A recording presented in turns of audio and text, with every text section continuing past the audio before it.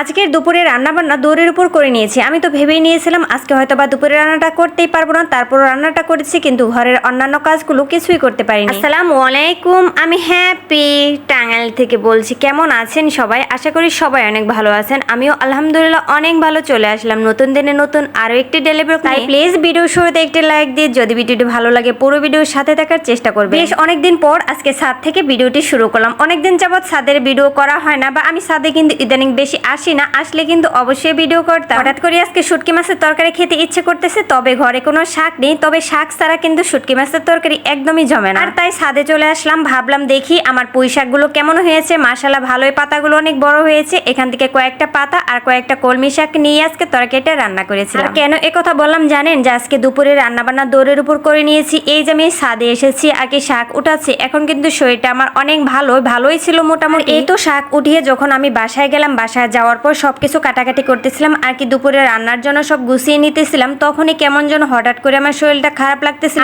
এতটাই খারাপ লাগতেছিল যে আমি দাঁড়িয়ে থাকতে পারতেছি না, বসে থাকতেও পারতেছি না। মনে হচ্ছে এখন যদি আমি একটু শুইতে পারতাম হয়তো বা একটু ভালো লাগতো। আমি যখন দুপুরে রান্না করি পাশাপাশি কিন্তু হুসাইনকে পড়তে বসা, হুসাইনের পড়া তার পাশাপাশি রান্না, দুইটা কিন্তু একসাথে চালিয়ে যায়। তবে হুসাইনের আজকে পড়া তার পাশাপাশি লেখা কোনোটাই আমি দেখিনি, শুধু বললাম স্কুলে যে হোমওয়ার্ক আছে হোমওয়ার্ক গুলো করে নাও, পরে আমি দেখে নেব। কাটাকাটি গুলো করতেছিলাম আর ভাবতেছিলাম এখন যদি আমি একবারের জন্য শুই তাহলে কিন্তু আজকে আমার দুপুরে রান্না বন্ধ, আমি দুপুরে রান্নাটা করতে পারবো না। আর যেহেতু একটু পরে হুসাইনের কোচিং আছে, যদি রান্না না করি হুসাইন কি খেয়ে কোচিং এ যাবে, এই চিন্তা ভাবনা করেই আমি আর শুই নাই। এই শরীরটা নিয়েই কিন্তু আজকে রান্নাটা করেছি। তবে আজকে কিভাবে কি রান্না করেছি আমি কিছুই জানি না, শুধু তাড়াহুড়া করে রান্নাটা করে নিয়েছি। ভাবতেছি কখন রান্নাটা শেষ হবে, কখন আমি গিয়ে একটু শুইতে পারবো, একটু রেস্ট নিতে পারবো। এই তো আমি দুইটি চুলায় কিন্তু রান্না বসিয়ে দিয়েছি। এক চুলায় হচ্ছে শুটকি মাছের তরকারি রান্না করতেছি, আরেক চুলায় আমি পেঁপে ভাজি করে নিব। আমাদের মেয়েদের জীবনটাই এমন, তাই না? যতই অসুখ যতই কষ্ট হোক না কেন রান্না বান্না কিন্তু আমাদেরকে করতেই হবে। আমি হয়তো আজকে রান্না না করেই থাকতে পারতাম। আমি যদি আজকে রান্না না করতাম হয়তো বা হুসাইনে বাইরে খাবার খেতো,